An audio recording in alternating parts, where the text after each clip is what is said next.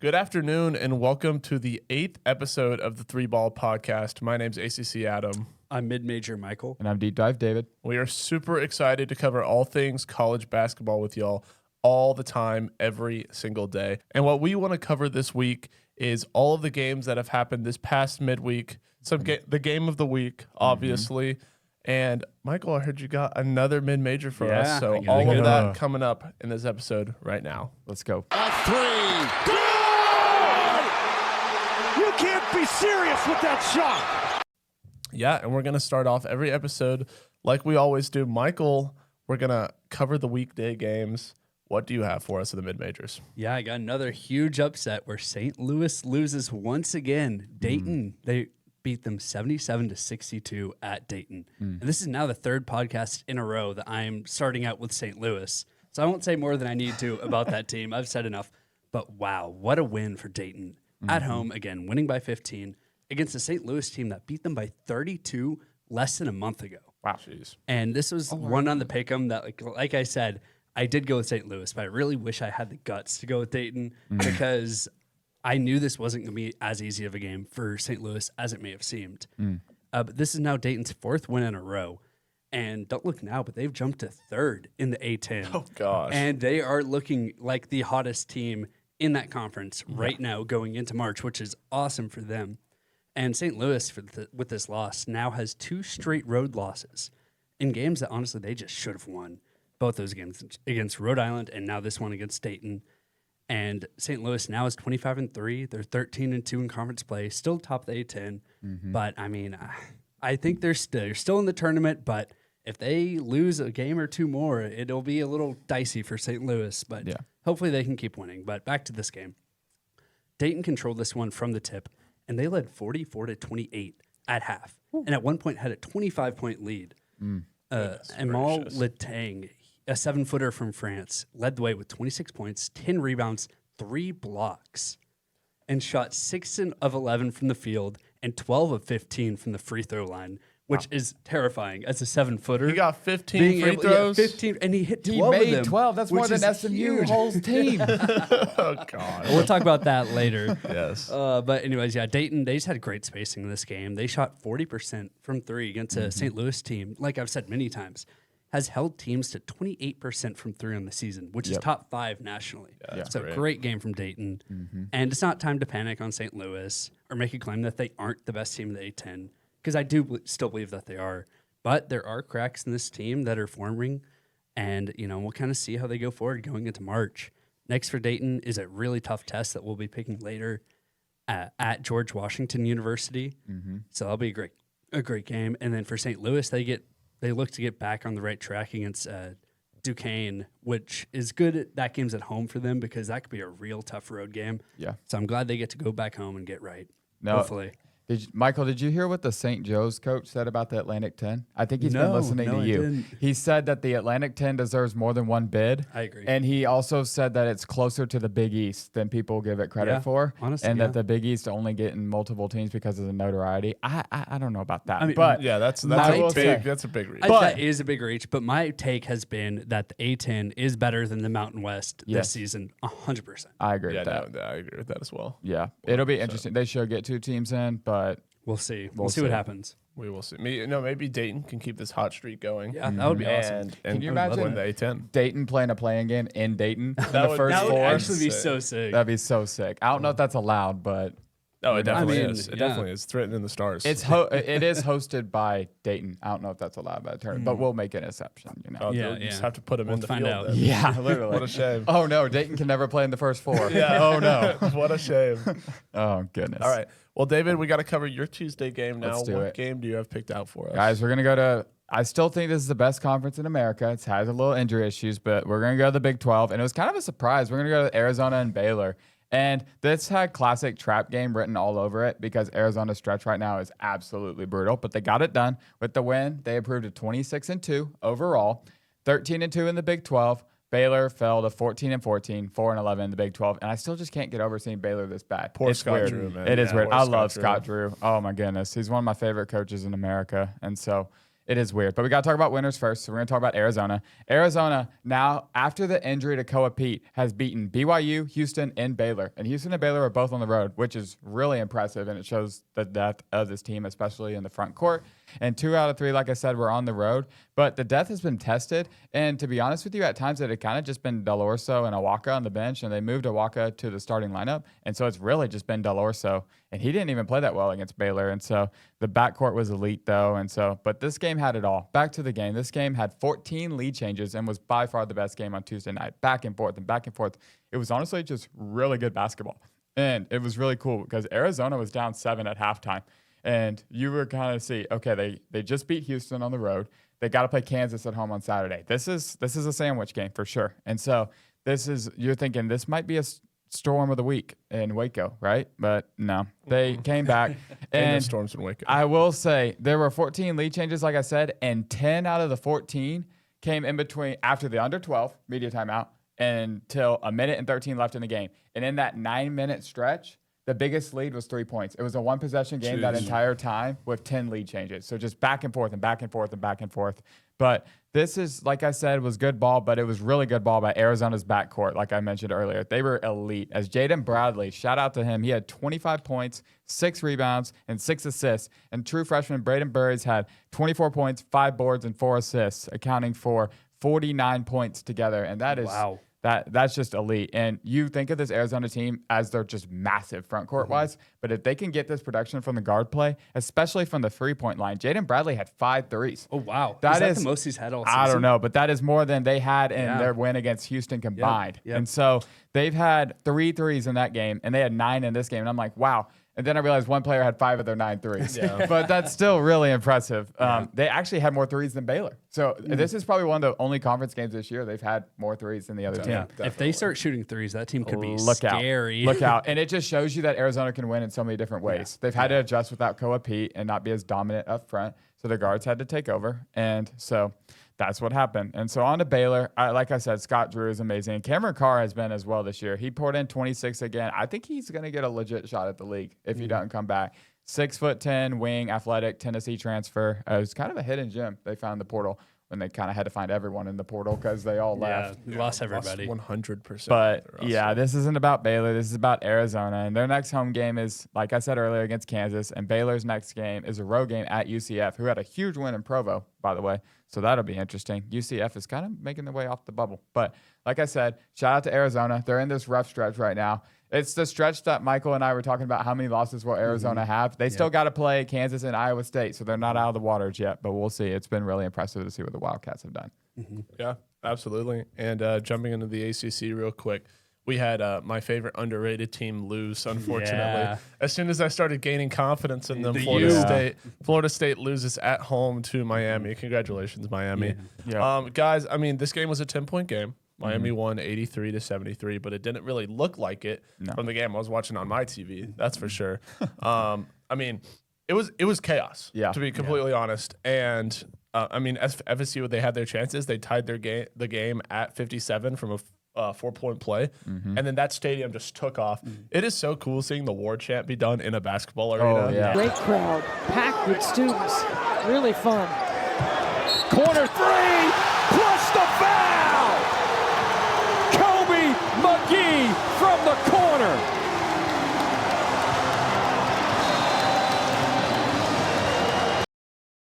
It is so cool because they just get all the momentum behind them, and then the entire stadium, which was packed because, of course, they're playing Miami.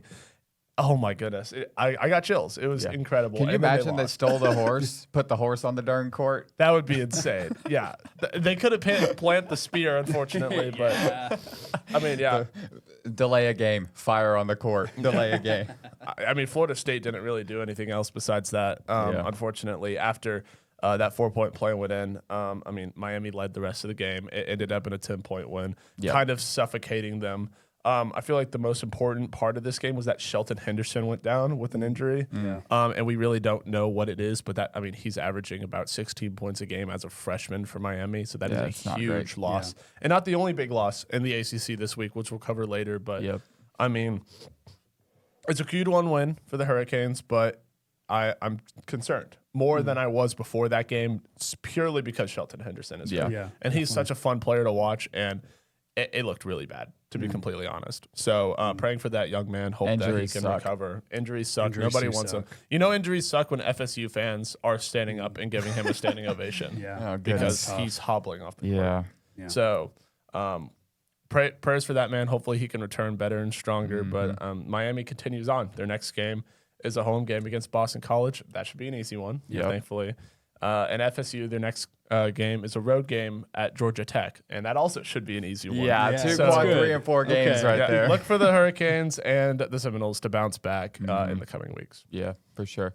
No, those games were great. Miami was dominant on the glass. Too. They were incredible. out Yeah. rebounded Florida State 42-23. Wow. Yeah. And So, I mean, that's the game right there. Yeah, Straight definitely. up. Just way more aggressive. Yeah. Way more aggressive. Yep. But I mean, yeah, that was the end of the Tuesday games. We got Miami coming up to Moody in about a week. We do. We Yeah. do. It'll Yeah. be exciting. I'm looking forward to it, man. Senior night. Yes. Be there. Be there. All right. What about you, Michael? Yeah, Wednesday moving on games. to We're done with Wednesday. Tuesday. Yep. Yeah, so it's time to talk once again about one of our favorite mid-major conferences on this pod, the Missouri Valley Conference. love the Valley. Or The the Valley. Valley. I love the Valley. But first of all, shout out to you, Adam, for getting this pick right. Yes. I'm not too happy about it. And the Yes. game was Illinois State at Northern Iowa. David and I both went with UNI, and UNI's been one of my favorite teams in this conference this season. But Illinois State won 71-69 in this game. And this game really showed how deep the Valley is this season. Illinois State is now 19-11 on the season Yeah. and 11-8 in the conference, sitting at 5th place. And UNI is 18-12 overall, 10-9 in conference play, and is in 7th currently in the conference. Which I mean, usually you see a mid-major team that's in 7th spot, and you're like, oh, they're done. Their season's pretty much over. But this is still a UNI team that I hope Belmont wins that conference. But Yeah. UNI could be a problem in Arch Madness. Stay away from the Bruins. We'll find out. Yeah, I know. But anyways, back to this game. Both these teams, terrific defensive units, and this was an extremely tight back and forth matchup. But to talk about Illinois State first, Yep. this was a full team performance. I mean, they had 3 guys with 14 or 13 points, and it came down to the final possession where UNI had a chance to take a 71-70 lead with 5 seconds left on a play that was exactly identical to the play they'd run on the previous possession, which had worked. So they tried it again, and this Can't blame time 'em. Illinois State ended up crashing, and it led to a turnover Clamps, that went baby. out of bounds. Clamps. That was really disappointing for my game pick, but Yeah. great for Illinois State. Yes, and yes, I mean, absolutely. again, great win by them, and that was honestly kind of one of those wins that going into March you really need. Yeah. But these teams, like I said, are so similar.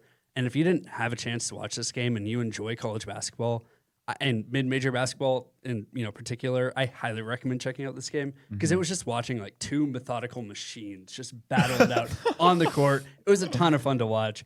I'll probably go back and rewatch it again just because it was such a good game.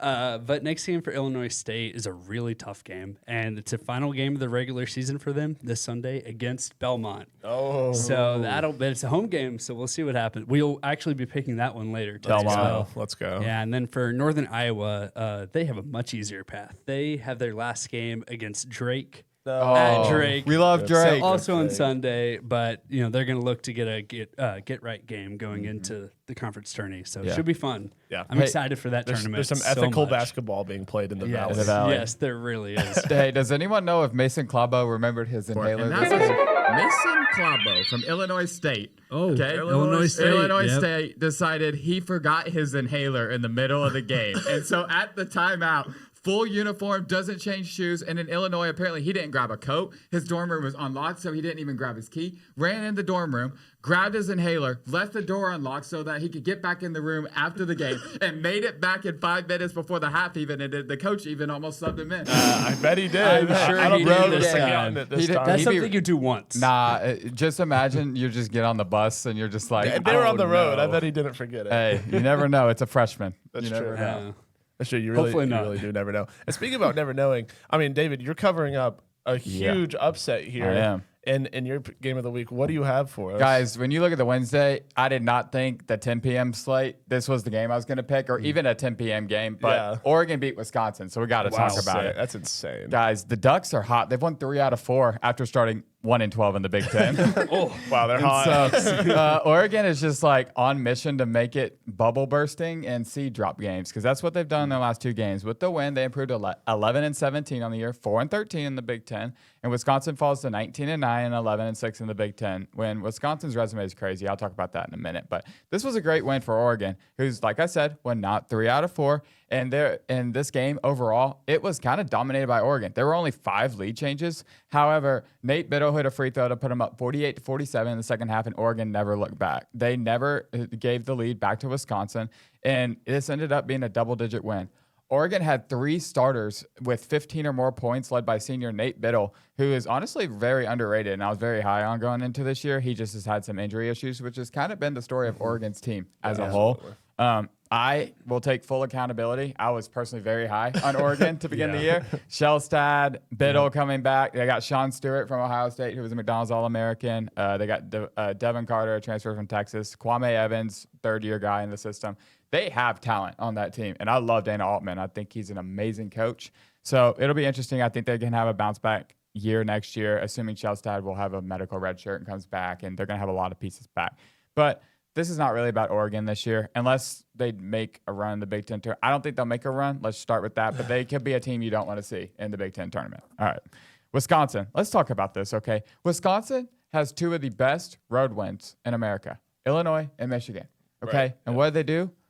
After that, they follow up their next 2 road games, losing by 17 at Ohio State and losing at Oregon on the road. Yikes. So, like, does it I don't weird. want to say it eliminates it, but, like, it's like It's close. it's 60-40. Yeah. Like, and it's weird too because this is a game that will track them all the way to Selection Sunday. Oh, definitely. It's also a game that's going to drop them a seed, right? And so it'll be interesting because like Blackwell was himself, but Nick Boyd he didn't play well. He only had 11 points, and Blackwell had his normal 22, so he held up his end of the bargain. But they're so backcourt heavy that if they don't have both of them doing well, it's just going to be a brutal time for them, especially away from home. Even though they've beaten Michigan and Illinois, they got to play March Madness away from home. So we'll see how that goes. I do trust Wisconsin, assuming both their guards play better, because they're one of the best free throw shooting teams in America, and I think that's very valid in March. We'll see how that plays around, but they're kind of slumping toward the end of the finish line, and you really want these teams to start playing hot coming into the Big Ten tournament. And so, like I said, we will see because they have a bounce back game. They got to go to Washington, which is another team I was admittedly wrong about at the beginning of the season. It happens. So wrong about Oregon and Washington. Maybe it's just you shouldn't be in the Big Ten on the West Coast, but we can have that at a different time. And then next up for Oregon is a road game at Northwestern. And so 2 teams that I guarantee you I will not be watching on Saturday, but I'm sure it'll be a great game. And so, Oregon and Northwestern. Northwestern did have a big win against Indiana, though. Their first quad 3 loss of the year for Indiana. Yeah. And so Nick Martinelli's the leading scorer in the country at one point this year. So he can ball. If you need something to watch that game, there you go. There you go. Because I know ACC Adam is going to watch that game. Do not watch that game. Do not watch that game. That game is a waste of your time. Just go back and watch Illinois State versus Northern Iowa instead. That's Yes. my suggestion. All right. Yeah. But what about your Wednesday game, Adam? What we got? Y'all. My Wednesday Oh, game. no. Guys, we have SMU What happened? going on the road and losing to California. Yeah. Or they just kept calling them California on the Yeah, that was presser weird. instead of Cal. But yeah, SMU goes into Cal and loses by 4. On this podcast, if you say Cal, you're probably going to think Cal Baptist. We talked about that so many Hey, times. Cal Baptist. Oh, I goodness. was wearing a shirt today. Oh my goodness. Y'all hadn't even noticed yet. No, I didn't. No. But Cal improves to 20-8, 8-7 in the ACC with this, and SMU falls to 19-9, 8-7. Great seasons for both of these teams. You know, Cal, the fact that they're on the bubble is literally just ridiculous. Yeah. Auburn is 14-13. Yep. And they are on the bubble ahead of California with wins like at Miami, SMU at home against UNC, UCLA on a neutral court. Stanford twice, which is a quad 1 and a quad 2 win. The fact that Cal is even considered to be on the bubble is literally so stupid. Talk your talk. It's ridiculous. Yep. But that doesn't really excuse what SMU did. SMU should have won this game, and it should not have even really been close because We shot 11 for 26 from the free throw line. I don't even know how the hell that's possible. 11 of 26. 11 and 26. That is No.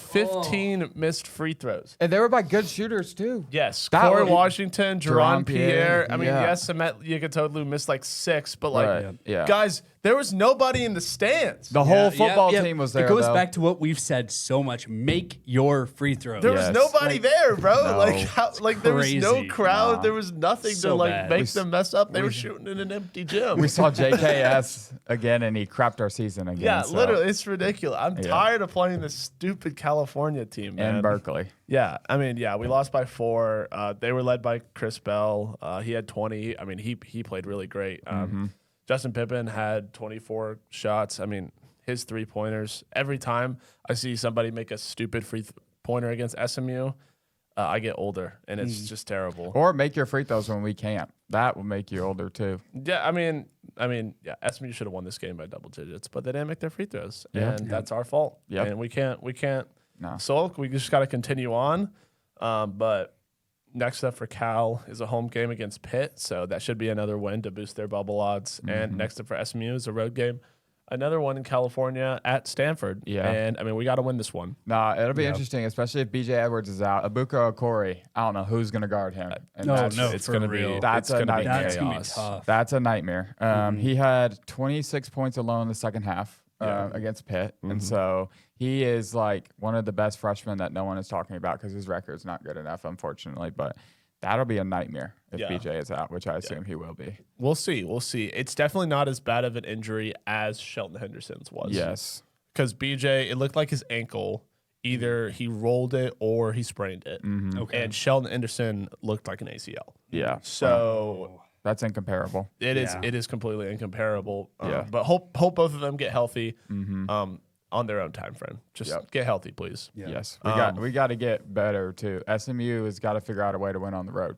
Yeah. Yeah, I mean, obviously it was a quad 1 loss, but I mean, thing is, seed wise, this SMU team is starting to slip a little bit. I don't know what they would be at right now. 9 but seed, definitely. 9 Who seed knows? at this point, yeah. Yeah. Which I mean, if you lose to Stanford, then you might move down to 10. Dude. We're We're gonna end up in rough. freaking Dayton. I don't think so, but hopefully not. And maybe then we'll actually win a game.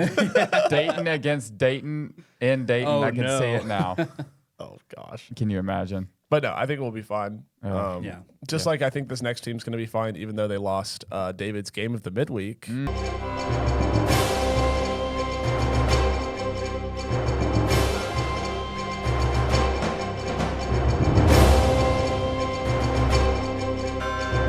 David, Houston lost to Kansas in Yeah. Allen Fieldhouse. How's Mr. Harper doing? Mr. Harper is upset.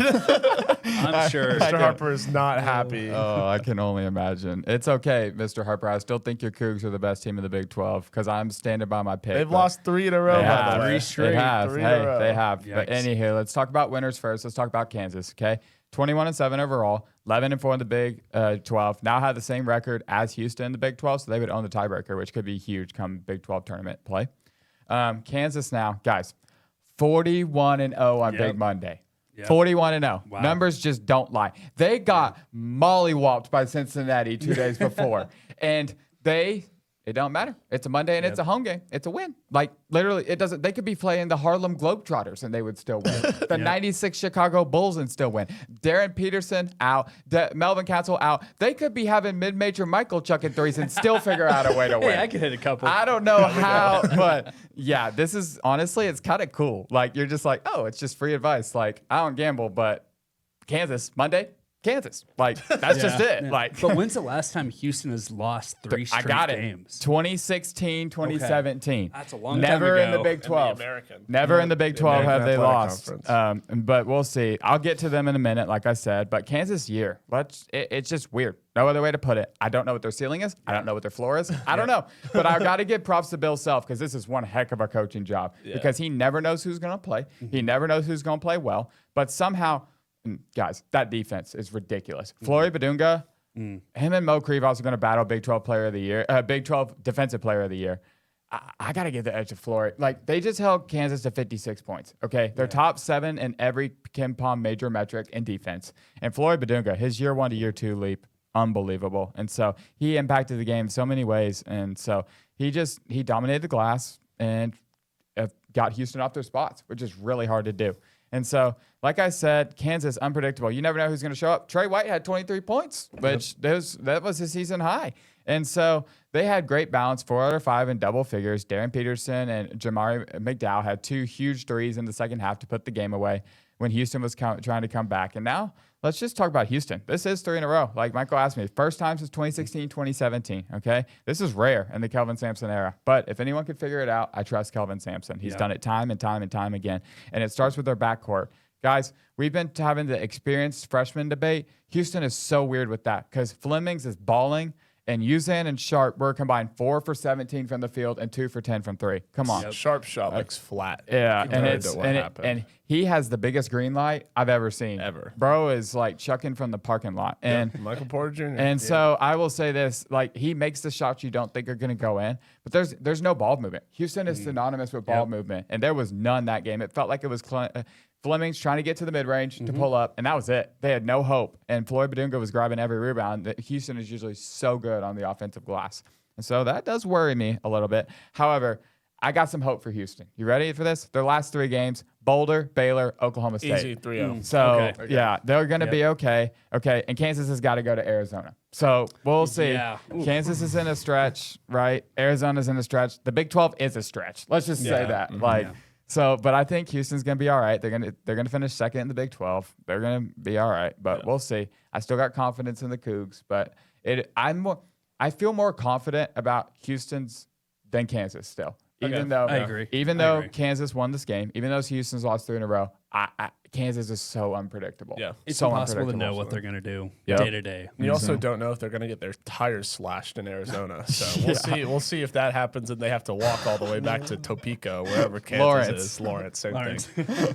So we'll see. I mean, Kansas is 13 in the net. So, like. Yeah, I mean, no, they're a really good team. And numbers definitely don't lie whenever you're talking about Kansas, but numbers do lie whenever you're talking about the ACC. I mean, friggin' Miami, they were 1-14 in their last 15 against FSU. Hey, but remember what I said is that every time I go with you on an ACC game, you lose. So, if you want any clarification, just to give you peace of mind about Miami basketball, they made the Final Four in 2023. Their one win against Florida State was in 2023. Yeah, so it makes. Hey, so Miami might be going to the Final Four. Oh, you never know. I don't know about that one. Hey, all I'm gonna say is that team in 2023 could shoot way better than this team. Way better. Way Isaiah better. Wong and Nigel Packer are not on the roster anymore. No. So Absolutely not. yeah. No, they also had a pretty easy schedule. Anyways, we're getting off topic. Yeah. And the easiest way to get back on topic is by talking about mid-major basketball. Yeah, it is. So, Michael, we previewed it a little bit in the intro, but I want another mid-major conference championship pick, a team that you think is going to perform the best in March. Let's Who do is it. Yeah, I'm excited about this one. This one is in the Sun Belt Conference. Fun and Belt. The Fun Belt, and it is Troy. And I'm talking about them because this conference tournament starts on Monday. Okay. So in 4 days from now. So super excited about that. That's Which close. is crazy how close it is. Close, man. Yeah. But anyways, Troy is currently sitting tied for first place in the Sun Belt with an overall record of 19-11 and a conference record of 11-6, with only 1 game left in the regular season, like I was saying. And they're in a position to secure that top seed in the Sun Belt tournament with a win tomorrow over ULM, who was ranked last in the conference. Oh. So I feel pretty good about saying that Troy's going to be the 1 seed in this conference tournament. We'll see. But Troy's a team that made waves early on in the season, if you remember, because they won on the road at San Diego State in double OT. Oh, I remember that. And game. then That the game was next game, crazy. the next game, they Game had of the year. early season game of the year contender at USC, Yeah. where they lost by 1 On a in buzzer triple- beater on three. a buzzer beater in triple overtime. Yeah, that just game was 2 nuts. days after beating SDSU. Yeah. So a lot of people were talking about them early on in the season, and they also had a home non-con against Akron this month, beginning of February. And they won by 10, which is against a very good Akron team. So this Troy team has proven that they can compete with good competition, which is something you do need to see for a mid-major going into March. Yeah, shout out to GFed. You know, the great creator was doing his 100 days in 100 states, was at the Troy USC game and left early to make his flight. No. Granted, his flight was in like an hour and he had to drive. But, hey, You're a great creator. Hope you're watching. Yeah, but back to Troy. They're one of the slowest teams in D1, and they rank 297th in national adjusted tempo. But that's something that I have talked about a lot with these mid-majors that can be beneficial, potentially, trying to pull off an upset, because with these higher up-tempo teams, you don't want to run with a high major that can run. If you're trying to run with them, you're going to get knocked back down. So it's a better strategy for these mid-majors. So that's something that I think could work in their favor. Offensively, they rank 144th in adjusted efficiency, which is solid but not elite like some of the other teams we've talked about. But what stands out is how they score, how they get their points, which is that they are extremely perimeter-oriented. I bet. 46% of their shots come from the three-point range, which I don't know if you've noticed. This kind of has been a theme. Every mid-major. This has been a theme this season specifically, that all these mid-majors I'm talking about are volume shooting three-point teams, which is interesting. But they also separate themselves with offensive rebounding. They rank 72nd nationally in offensive rebounding rate, with 34% of their missed shots being rebounded by them. You know, that helps them extend possessions. And with a slower tempo, that can really be a game changer because you're already running the clock. So if you shorten the game even more against a good team, that gives you the ability to not let that team run away with a win. True. So that's also something that could really play in their favor. Yep. But you know, stylistically, they play a 5-out style too. So I like that. Everyone on the court can shoot. I like that. And they're not an overwhelming team, but they are structurally difficult to blow out. Like all their games, no matter who they play, they're going to be close. They're going to keep it tight, SMU. which is really good for a mid-major like this. But Sorry. no, you're good. But for this team, everything begins with Victor Valdez. He is one of the highest usage players in the whole nation. He's 6'7", and he is more of like an offensive engine than he is a wing. He's a lot like what I was talking about with, honestly, like with Tyler Blade, kind of the same thing, just not as much of a volume shooter. But the biggest thing is like he gets to the foul line. He has one of the highest rates of free throw shooting in the nation. So that's something that's really like Dominique important. Daniels? Yeah, exactly. Just like Dominique Daniels. This is a Dominique Daniels shirt. Oh, if you're yeah. wondering. Of course. There actually is a name on the back. It is. Yeah, of course there is. Shout out NIL. Oh my god. NIL score. But anyways, it's not just him for this Troy team. They also have Thomas Dowd, who has been one of the most efficient high volume scorers for them. He plays 89% of all minutes on the season. Bennett Sturts. Yeah, very much so, that kind of guy. But he is also Troy's best rebounder, so he's a crucial part of this team. And at point guard, they have Cooper Campbell, who gives them that he's what raises their ceiling with their three-point shot making.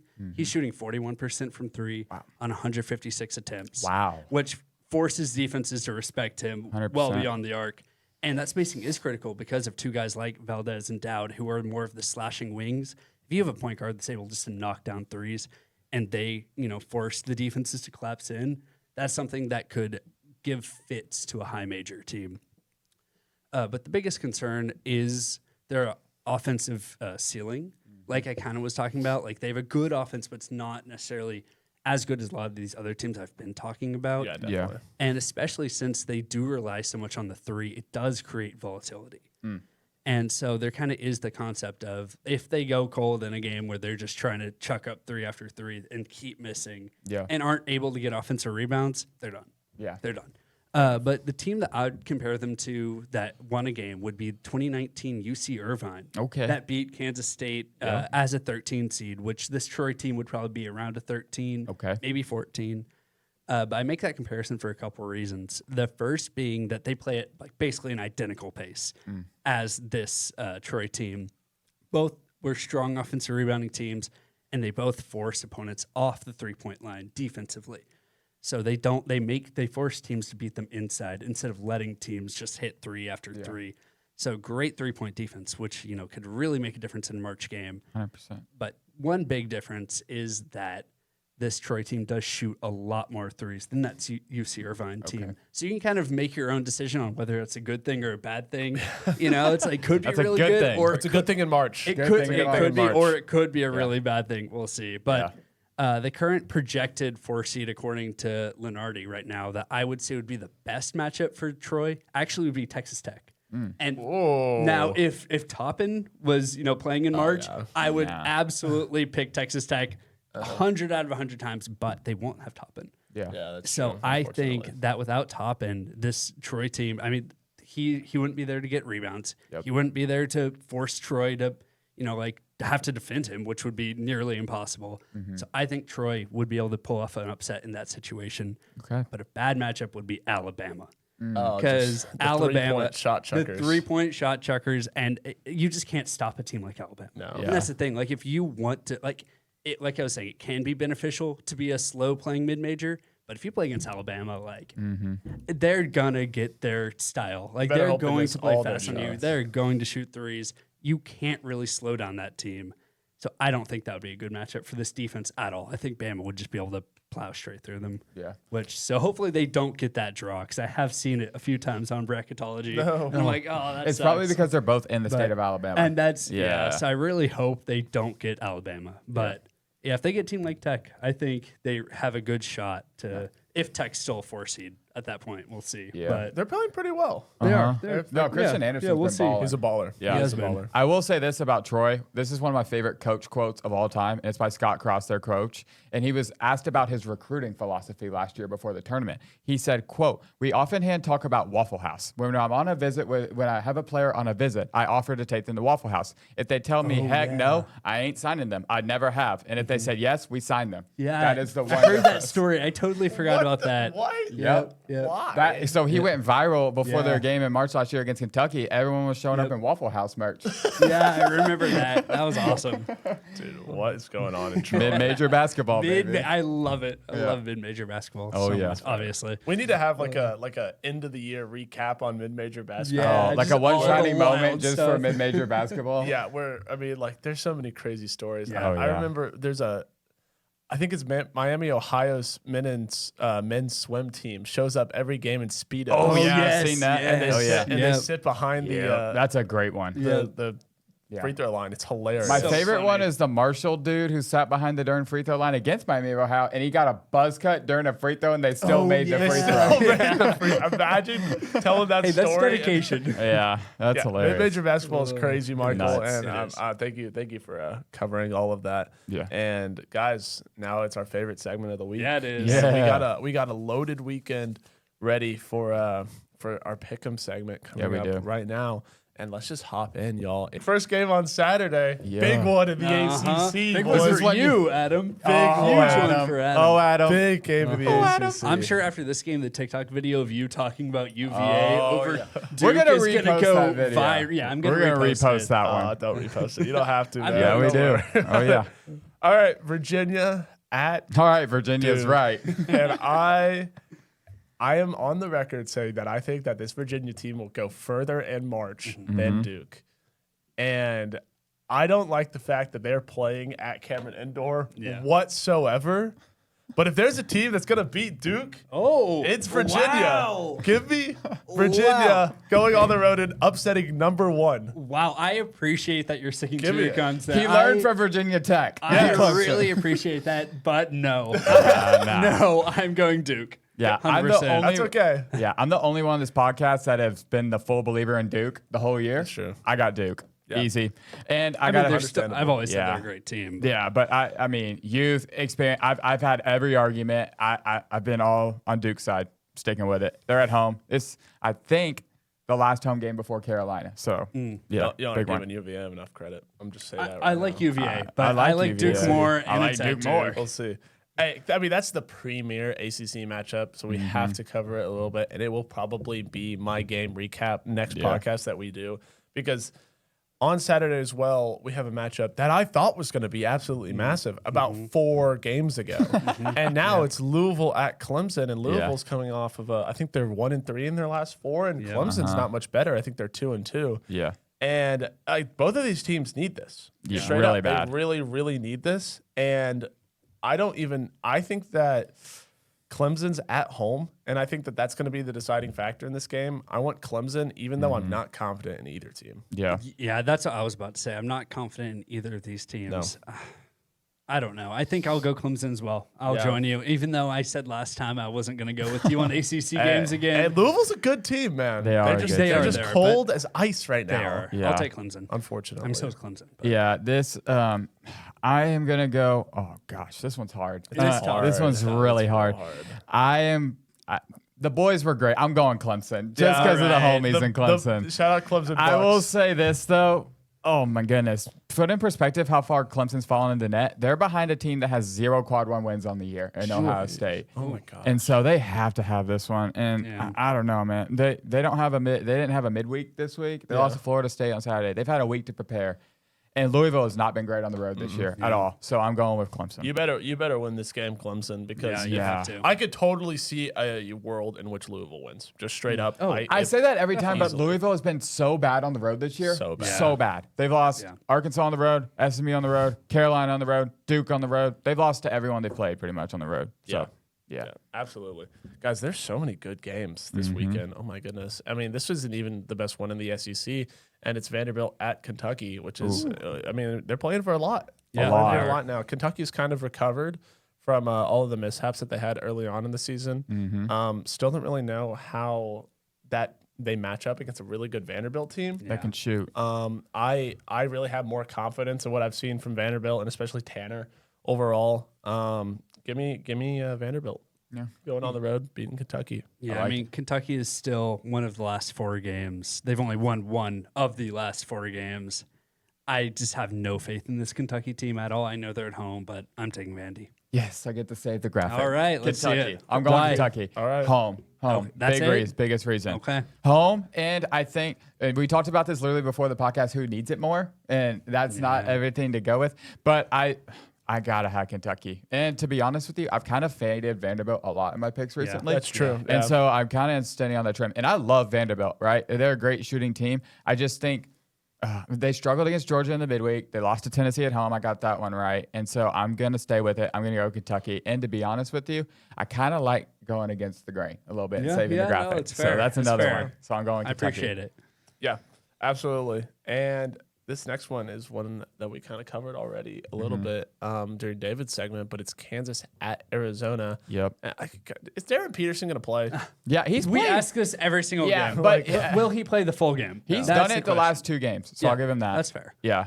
And so, is it on me? Arizona. Straight up, Arizona. It's not on anyone. I also want Arizona. Yeah, Arizona, and I actually might be the highest of the 3 on this Kansas team. I picked them against Houston, definitely Yeah, are. you and are. so I will say this about Darren Peterson: you can clearly tell he's going through something. Yeah. and Yeah, you can clearly tell he's pushing through it. And I'm sick and tired of the media every day making it bigger than what it is. I guarantee you the same media members. I'm not talking to the real college basketball heads. I'm talking to the people who want clicks that are literally have not watched a camp. They probably don't even know who Melvin Council is. Okay, let's just start with that. And so, sorry to go on a tyrant, but if he gets really hurt because he's really fighting through something and ruins his first overall pick because he's trying to prove you bozos wrong, I'm going to be really pissed. No, we make jokes, but I do. If he truly is hurt, it's not worth it. It's not No. worth pushing. it's It's not like No. rest. Don't I mean, push yourself. Don't JT get hurt worse Toppin, than BJ. Toppin, Okay, yeah. I'm not. BJ Edwards is hurt, not that hurt, but like, who's am I? a lot of other Sheldon guys. Henderson. Sheldon Henderson.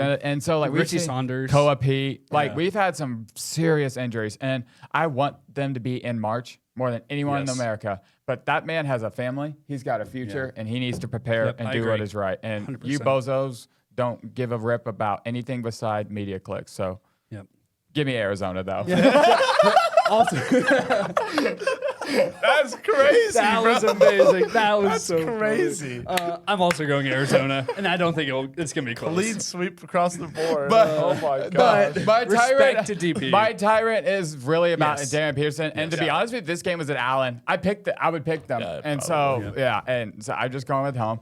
I do love this Kansas team the most, but I said it at the beginning. I did say Arizona. I had to get that off my chest about Darren Yeah. Peterson. No, I absolutely, totally agree about that right too. on. I'm sure that will be in a Arizona, short clip somewhere. Oh, 100%. But yeah, okay. Now we got, speaking of injuries, we got Texas Tech going on the road at Iowa State. And guys, with JT Toppin, they win this game. Straight up, I picked Do them they? to win at, I don't yes, know. yes, Do they do. I 100% believe that. I picked them to win at Arizona when Arizona was undefeated. When they had, and that was purely because of JT Toppin, but I can't do that anymore. I think Iowa State wins this game at home just purely because of Tech's injuries. Yeah. I love their roster still. Christian Anderson. Christian Anderson is so incredible, and he has taken upon the load of the entire team. Yeah. But, I mean, he can't do everything. He's Iowa averaged State's 29 great. since the top end injury. Yeah, he's incredible, but Yeah. he's not as incredible as Iowa State's team is. And Hilton. Yeah. No, So, I mean, I think this Iowa State team is just such a complete team. I've said it a few times now. So, and they're at home, and with Toppin's injury, I'm going Iowa State. Yeah. Guys, this is the first on the 3-ball podcast. I'm sure Adam's going to figure out a way to go back to all my Iowa State picks against them against Kansas, against them against Houston, against them against BYU. But today is the day I pick Iowa State. There we go. Iowa State. I got to do it. Nice. I respect Hilton, and I will say this: my stance has not changed. I'm not high on them in March, but I'm higher than them than I am on Texas Tech. okay. Yeah. So fair. there we go.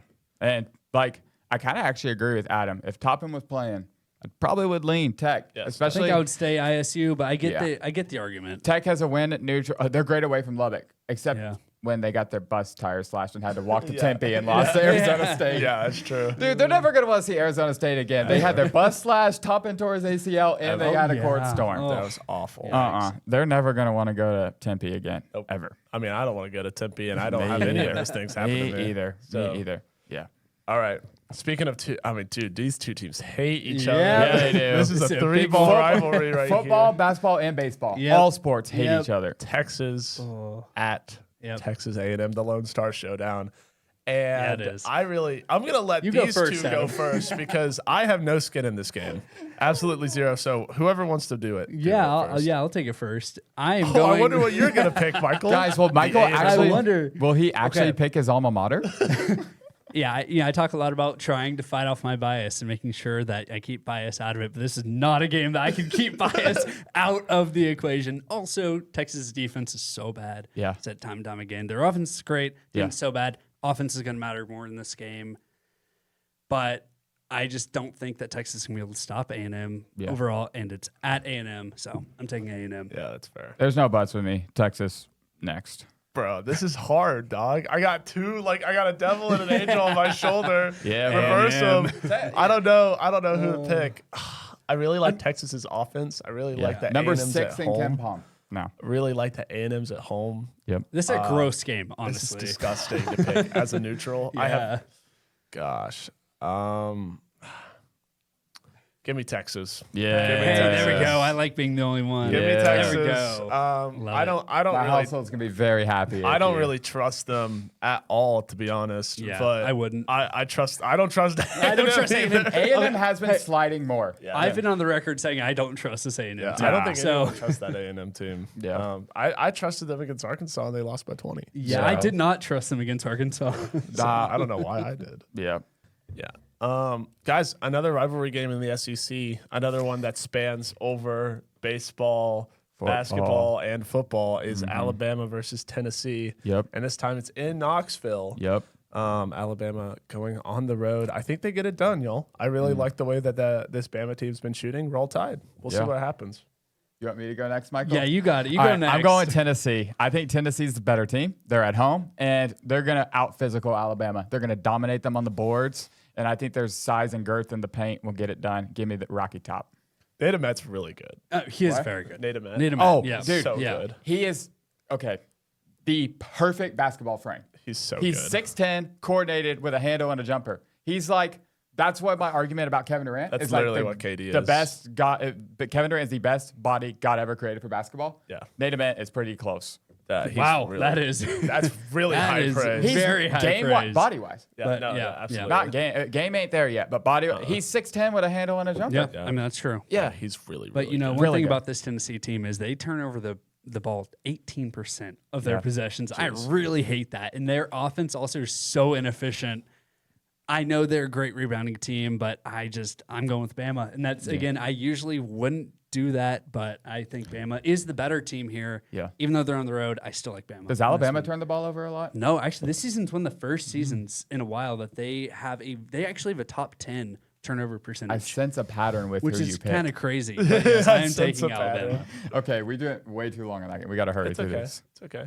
All right. All right, next game, boys. We're going to the ACC. We got SMU at Stanford. SMU. Yep. SMU. SMU. Abuka Okore's Oh. so scary. Dude, that dude's going to get like $4 million from Kentucky next year. He is going to be so. Yeah. He should go to the draft, but we'll see what We'll happens see. with that. He's not a lottery pick, and you can make more in NIL if you're not a lottery pick. That's the thing now. My only fear is injuries, but like He should be a lottery pick. he should be. That dude's cold. Yeah, He's got he so is. much Trae Young in his game. Oh yeah. He's so good. I don't know how SMU is going to defend him, but they're not going to be able to defend Samet Yekatoglu. They're not going to be able to defend. Samet actually played really well against Cal. He had his best game. Best game. I said far. that. And I was texting our friend Chapman, friend of the program. Yeah. I said, I don't think I've ever said Samet was the best player on the floor for us. And he was by far By the best far, player. we just on the didn't floor. feed him enough. Nope. But- And he was getting rebounds. He was making his only thing free throws. But I mean, he's never been good at free throws. Never. But he actually was like, had great touch around the rim. He was dunking it, actually dunking. And I was very proud of Samet. So shout out because, Yes. Shout out to Matt. hey, We love the game. that game pissed me off because we couldn't hit anything from the outside, and Samet was actually playing well. Yet we continued to shoot from the outside. Yeah. Exactly. Yeah. Exactly. But guys, we're not here to talk about Samet, even though I think we could fill up an entire 1 hour podcast about him. SMU. But we got Villanova at St. John's. Yep. And this is a big one in the It is Big a big East. one. Guys, I just don't like the way that St. John's played against UConn. I know they're at home. And I'm picking this purely based off of the fact that I hated that game. One game. One game. Picking out one game and is I'm crazy, One game but- and I'm judging them. Give me Villanova, Kevin Willard on the road. I just like Kevin Willard. I think he's That's fair. hilarious. I think he's a fair. horrible human being. I think but- he's a terrible human being, but I think that he's funny. So Yeah. he's like dead early. the Big East just has such grumpy Yeah, coaches. they do. really They do. I mean, yeah, even Patino, but Both Yeah. Patinos. Yeah. we'll see what happens. Give me Villanova. Yeah, I have two things to say about this game. One, I picked Villanova against UConn. Two, that was the last pick was the first time I picked St. John's to win a game ever. I never picked St. John's to win. So a you're game saying there's on a chance. anything. So I am taking Villanova in Yeah. this one. Fair enough. Guys, I thought I might have had to say the graphic being Villanova, but my gut says Villanova, so I'm going Villanova. Villanova can shoot way better. They are coached. Well, I'm not gonna say they're coached way better because I love Patino, but they have more depth. They have talent, and I'm really excited for this game because Villanova has kind of snuck up on me, self-admittedly, this year, and I'm really excited to see how they do in a big stage on the road. Give me the Wildcats. I've liked them a lot, so hopefully they can get it going in the Big East. Yeah, absolutely. Two more games to cover on Saturday. We have Arkansas at Florida, and I think any team in the SEC that goes to Florida is going to lose. So Except Auburn somehow. give me the Gators. I think that they win this game. Yeah. Yeah, I think Florida is just the better team. I think best Easily. team in the SEC. I'm taking Florida. These, in my opinion, are the two best teams in the SEC. I That's hope fair. That's it'll very be fair. interesting to see if we could agree on that. But I love the Gators. I was saying that last night. If the Gators had half decent guard play, I said if the Gators had half decent guard play, they'd be the best team in the country. And right after I sent that text, Xavier Lee hit a three and Boogie Fland hit a floater. So maybe they're just trying to talk to me. I see what they're doing. Every time I watch Florida, I fall more in love with Florida. They're so I good. don't So- like their ceiling in March, but they're a good team. Yeah. And I think they're better in Arkansas. But Yeah, we'll see. It should be a really fun game. It should though, be a fun because game. don't count out Arkansas at all. no, I mean Arkansas Acuff- has the better Acuff guards. is incredible. Arkansas definitely has Yeah. the better guards, and Billy Richmond's been playing amazing. Yes, So, yeah. absolutely. So we shall see. And guys, last one we're going to cover is probably the last game on this Saturday slate. We have Gonzaga at St. For Mary's. the last time in the WCC. For the last time in the yeah. WCC. Wow. That's Next actually time really it'll be in sad. the Pac-12. St. Mary's won't be in the Pac-12. Wait, actually? No, Yeah. this is it. Oh, I thought they were. I thought they were moving like with this Gonzaga. is it. Yeah. No, Dang, that's so sad. this is actually really sad. Yeah, that's terrible. And I don't know who to pick for this game because it's at St. Mary's, and it's the last time, so that crowd is going to be insane. Yeah, they are. Yeah, give me Gonzaga. Okay. Give me okay. Gonzaga. Good. I'm glad. I think they're super inconsistent, but Yeah. I also think they're the better team. So if a good Gonzaga team shows up today, I think they win. Yeah. Yeah, this is not the Gonzaga team of the past, though, and I don't like their guard play. I think St. Mary's at home. They looked amazing against Santa Clara They did. too. So or their last win. So I think that St. Mary's is going to pull it out. And yeah, I'm going St. Mary's at home. Oh gosh, the last time me and Adam both went against St. Mary's at home, loss. But I will say, Michael told me last time that this isn't the same Gonzaga as old, and I still picked them, and they beat Santa Clara.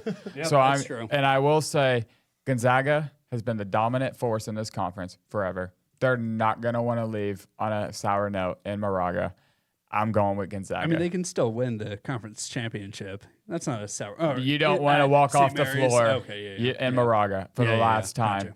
losing, because that's their biggest rivalry in the Yeah, WCC. easily, yeah. And they're not going to want to leave a sour taste. It'd be like freaking when Bedlam ended and Oklahoma State somehow won. Yeah. And it is like the most lopsided in-state football rivalry ever. And Oklahoma State's going to have that forever. St. Mary's would have this forever. And Gonzaga's not going to let that happen. I got Gonzaga. Fair enough. Yeah, it should be really. I thought they were going to the Pac-12. That is incredibly sad. That's a piece of college basketball history that's going away. It's really sad. definitely. I saw a video on like the same announcers have done it for like 12 years too, and they were really sad. They posted it was like, "This is my last time for St. Mary's at the Kennel," and it was like I think it was Dave Fleming, and it was really sad. Sean Farnham and Dave Fleming. It was sad. That's incredibly sad. Yeah, you know what? Just go to the Pac-12, St. Mary's. No, the Pac. I hate the new Pac-12. Don't even get me started. I hate We'll it. get We'll that talk about started that in the later. off season. Yeah, don't We'll even get that get me started started. in the off season. We just won't bring any notes. We'll just start talking Oh. about how many things we hate That and we're love angry about about. this sport. Dude, we're gonna have like a whole. I guarantee you, we'll have a whole hour-long podcast on the new Pac-12. I guarantee yeah, you we can probably. do it. Probably. Easily, and how bad it is for the sport. But we can say that. All right. Sunday games, and it's 2 mid-major games. Yeah, it is. And it's our favorite mid-major first. It's Belmont at Illinois State, the Red Hawks. You know, I really like Illinois State because they just gave me a nice win over y'all too. I don't know why I picked them, but I like Red Hawks. So, but I don't like the Red Hawks in this game. That's for sure. Redbirds. They're the Red Birds. Red Hawks sounds Redbirds. cooler. Anyways, Fair enough. give me the Bruins. Belmont is going to shoot all over this Red Birds Oh yeah. team. Oh yeah. Yeah, I mean, like I said, Illinois State has a great defense, but Belmont's offense is so good and so much better. I don't think it's going to matter. I'm going to take Belmont. Yep. Michael, what's Illinois State's record in the Valley? Their record is currently 11-8. Well, they're about to be 11-9. Give me Belmont. right. Yeah, Belmont Bruins. Give me Easy Belmont. Peasy. Yeah. Easy peasy. And guys, I don't know about this last game at all. I know Charleston made the tournament a couple years back, And and I UNC know Wilmington. UNC Wilmington's good this year. And they made it last year. And yeah, but I Hey, don't. you know what I told you about UNC Wilmington Yeah. on The the Seahawks. You the did tell me. mid-major. You did tell me about them, but I don't know about these teams. I haven't Yeah. watched these teams, so I'm going to let you go first. Yeah, no, I think this will be a great game. This is between the two top teams in the CAA. I think it'll be a great game. But like I said when I was breaking down UNC Wilmington, I think they're by far the best team in that conference. I'm going to take UNC Wilmington at home. And this is the last game, I think, before it's second to last game before their conference tourney. Okay. So it's a big one for them Yeah. to get that number 1 seed. Yeah. You want me to go? Yes. UNC Wilmington. They're at home. They're the best team in the conference, like Michael said. They're at home. It is such a shame that they have not had the ability to play a quad 1 game all year, just like Belmont. But they're hanging right around the net, around Liberty and Illinois State. So 2 teams that we have covered a good amount on this podcast. Yeah. I like UNCW. It'll be a shell shock to them when they see a quad 1 opponent for the first time if they make the will be. tournament. We'll see how that goes, but I got UNC Wilmington. Fair enough. You know what? That was really, really high praise from you, Michael. So I'm gonna go in the boat with y'all. Give me UNC Wilmington. Yep. Get the dub over right. Charleston. Really like Charleston though. Yeah. They got Beautiful some city as well. They Yeah, got some yeah, bright that's fair. uniforms. Really? CW does. Oh yeah, they're like they're like the neon. Yes. They're like the middle school neon highlighter outfit. They like highlighters. Yeah. Yes. Dang, that's unfortunate. Guys, thank you all so much for turning into episode 8 of the 3 Ball podcast. We are super, super excited to keep this going. And March is right around the corner. The first conference championship game Yep. picks up on Monday. On In the Monday. Fun Belt that What, Michael what just we covered got? The this week. Sun Belt and what? And the Horizon. And the horizon. On So Monday. we're on the horizon. Yes. Yep. So we will be Oh, will nice. be glued to our TVs this entire week, Yeah, we even will. though I have a major test. No. So we will see what happens. We are so happy to bring you all this content. Yep. Make sure that you like, subscribe, do everything that you need to do to make sure that you are notified every time that we upload. Oh, And yeah. guys. Yeah. Guys, it's almost March. It's It almost is. March. This Sunday weekend. is March Yep, it 1st. is. Oh. Sunday is March. So this excited. is March. So super excited for that. Make sure you follow along for the Yep. journey because it's going to be a wild one. Yeah, it is. Yep. Thank y'all so much. Peace out. God bless. Thank you. See you on the God next one. bless.